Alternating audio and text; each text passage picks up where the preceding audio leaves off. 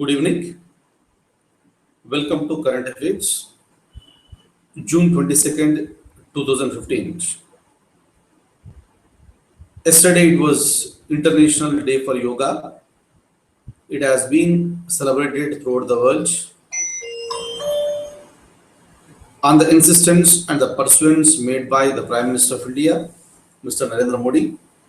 The international community has accepted and the United Nations has decided that June 21st will be celebrated as the International Yoga Day, and the first day that was celebrated yesterday with lots of enthusiasm throughout the world, especially in India. So many people have taken part.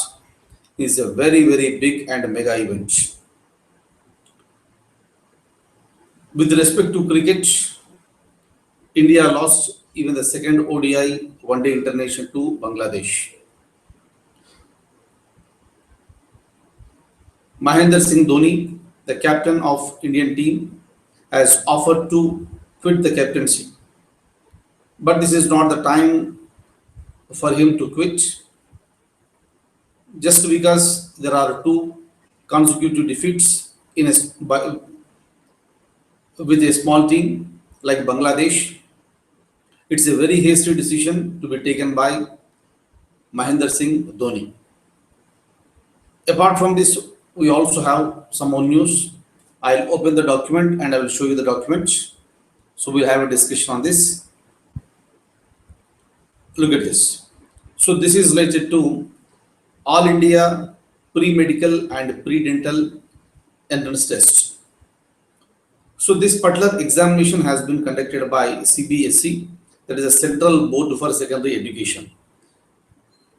And the Supreme Court has cancelled the exam that was held on May 3rd, 2015. So this is because of the fraud that happened during this examination. The Apex Court also directed the CBSE to hold the fresh examination within 4 weeks. So during that time, the CBSE again requested the Supreme Court that 4 weeks time is not at all sufficient for conducting the examination, and the Supreme Court has considered this one. The court said that any attempt to save the exam will leave merit a casualty and generate frustration among genius students. So this is a very, very unfortunate incident that happened with respect to any examination. So we hear these type of frauds that will take place during the examinations, and unfortunately this happened even with this examination. That is the reason why Supreme Court took it very, very seriously. But what will be the consequences? Where is the mistake? Is it the mistake with the system? Are we not capable of conducting examination genuinely, without any fraud, without any corruptions? And the present incident shows very clearly that the interference of the Supreme Court has made the issue very, very serious. It is not for the first time in India that we are listening about the frauds. Unfortunately, because of these type of incidents, the meritorious candidates are losing the ground. And the non-serious candidates, they will be selected and they'll be pursuing the course and they're entering into some jobs. Is it not a harm to the entire system? So all this is happening because of the corruption. Of course, the corruption is not just confined only to India, it is present throughout the world. But why should we have it even at such a level, such an important examination levels? Definitely, it is a time loss for so many students in India. It is an energy loss, unnecessary confusion will be there, and meritorious candidates will be disappointed. Conducting the examination again is not an issue, but it wastes a lot of time and also the money and the resources. That's the reason why every government agency or any other agency which is conducting the examination has to make itself very, very clear that there will be no fraud in this examination. How many times the court will interfere? How many times the court should give the orders to stop it? It is a responsibility of the consent agency to see that there will be no loopholes as far as conducting the examination is concerned. I am opening the document again. Have a look at this. Kindly think. I have given some statements here. Kindly think about this. What is the impact on serious students? Who gives them the time lost? This is THEM, the time lost. Whose mistake is that? Who is paying for it? Kindly think of all these things. You need to analyze on these issues and you should be able to give your analysis and arguments.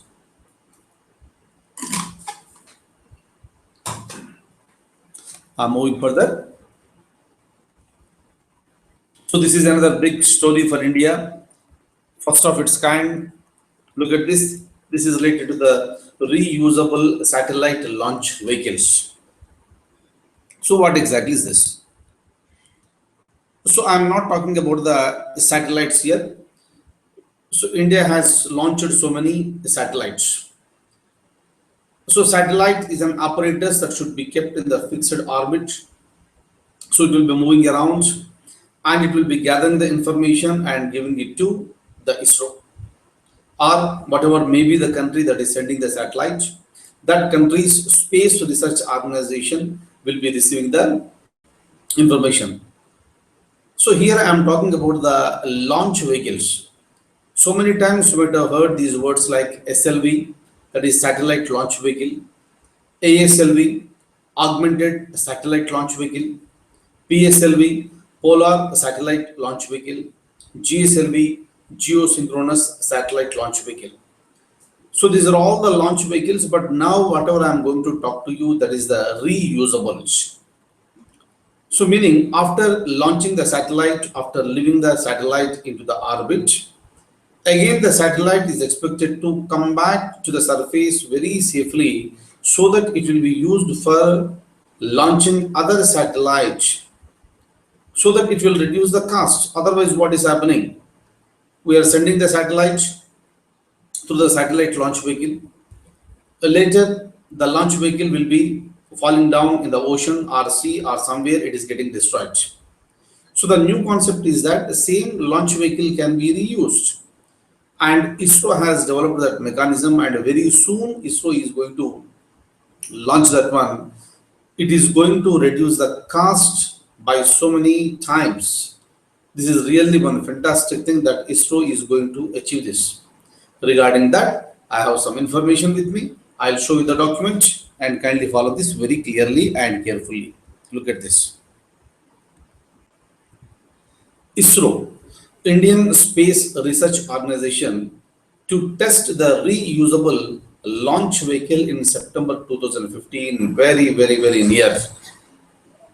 And look at this, this is an indigenously developed one. India developed its own reusable satellite launch vehicle. Look at the third point. The vehicle is flown into outer space at 5 times the speed of the sound and deliver the payload and then land back like an aircraft. This is the beauty of this. So previous one, so it used to get destroyed.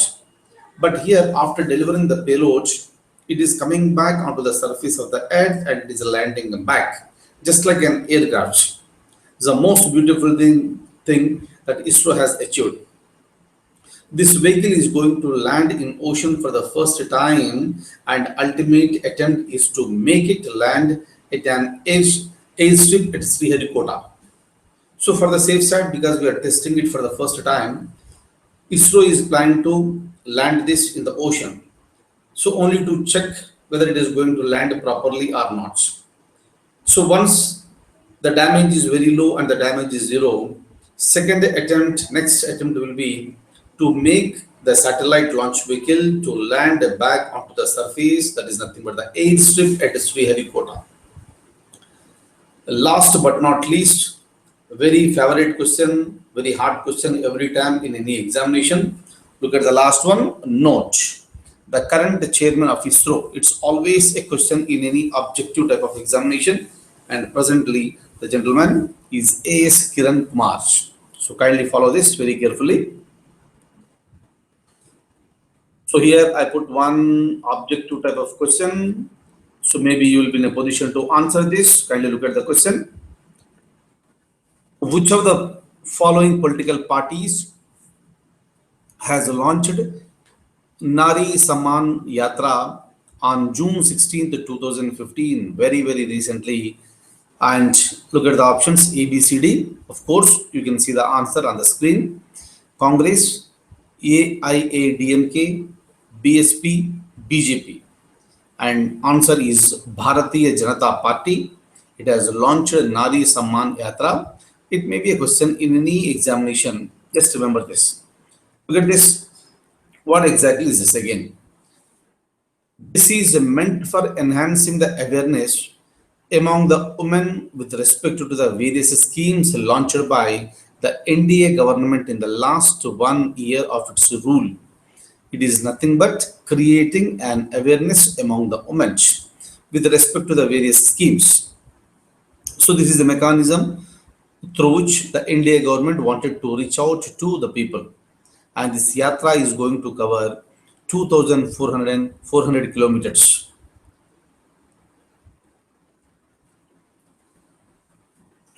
Look at this. NJAC, National Judicial Appointments Commission. Regarding this NJAC, I spoke to you so many times with respect to NJAC.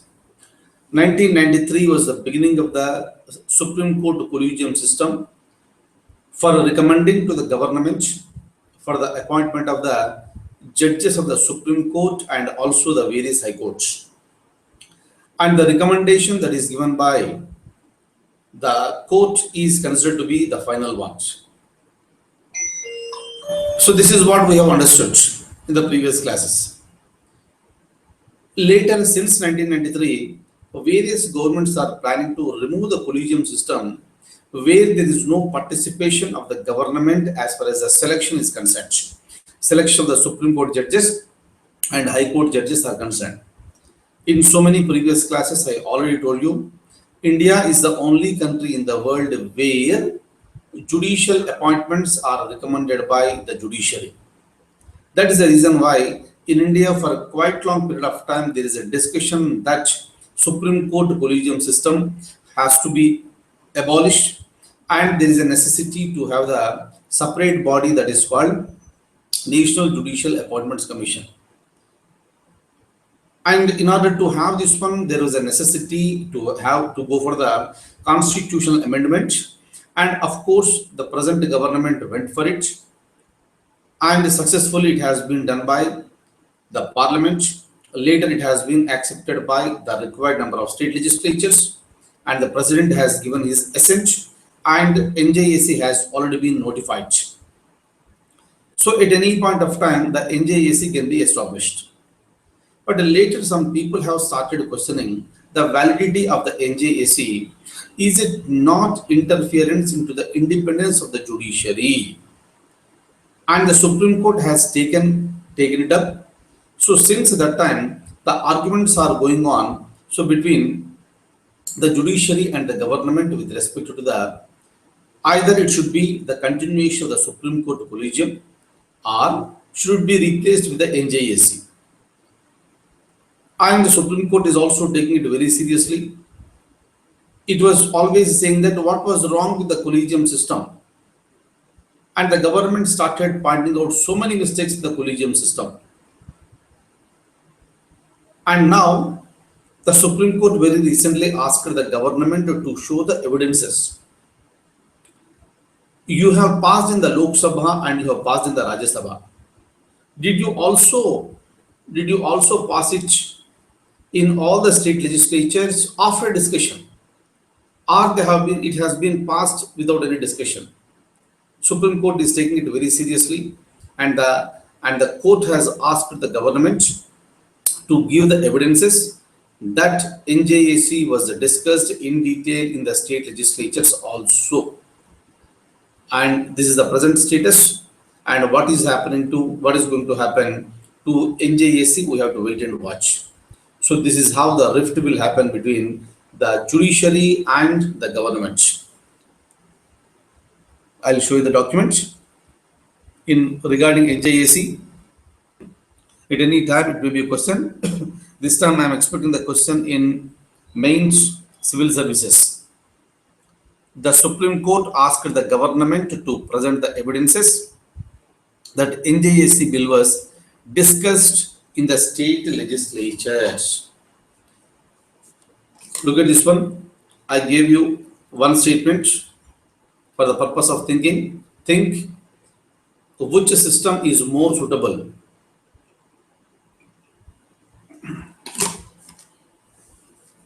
Is it collegium or NJAC?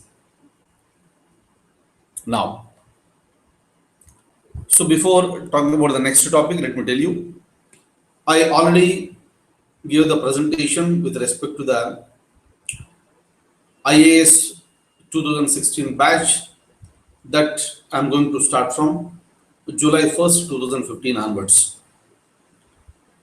And I request all the students who are interested to join this course, please join at the earliest. With the highest quality, both in terms of teaching and also in terms of the conducting the test to enhance your confidence levels to get into the IAS will be taken with a special gauge. So within a short period of time, you will start feeling highly confident that you will be facing the examination in 2016 with lots of courage. So once you have the knowledge, once you know the approach, systematic approach and scientific approach, then you can give a better attempt for the examination. So that is what is going to be provided here. And my aim is to give you the highest quality with respect to the IAS examination. And I know that I am going to be successful in this one. That's the reason why option is open to you, all my close friends. If you want to join this, please join at the earliest. And the classes are going to be commenced from July 1st onwards. Okay, so now let me open the document again. I have another information with respect to this one. This is called OROP. It stands for One Rank, One Pension Scheme. This is a long pending demand by the ex-servicemen.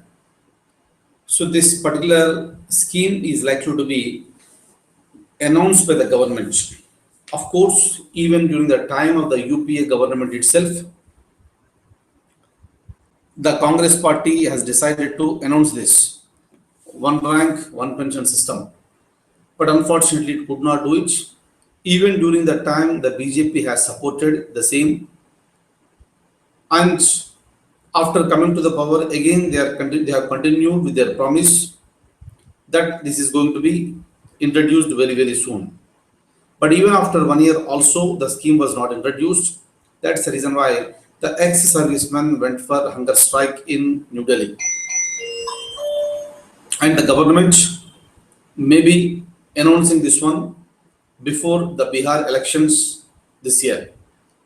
Of course, this is one of the prestigious elections in India for various political parties. So definitely before that one, this OROP is going to be announced. In the examination, they may ask you anything. What is OROP and what exactly is this? Look at the statements. Ex-servicemen at present holding relay hunger strikes across the country demanding that the government announces a lifetime. The government announces the timeline for its implementation.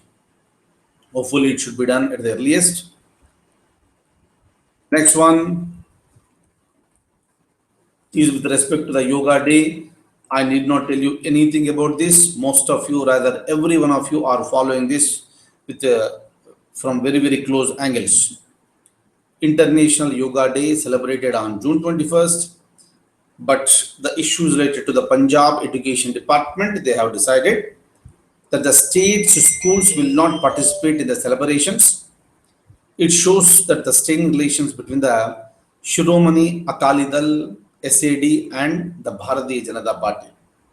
But the education minister and the education department of Punjab, they made it very clear that it is not because of any differences, but because of the holidays that are going on for the schools in the state. That's the reason why. So they are not going to take part. Look at this. Next one is the ICBM. It is not just confined to one country like Russia. Even India is also possessing this balance.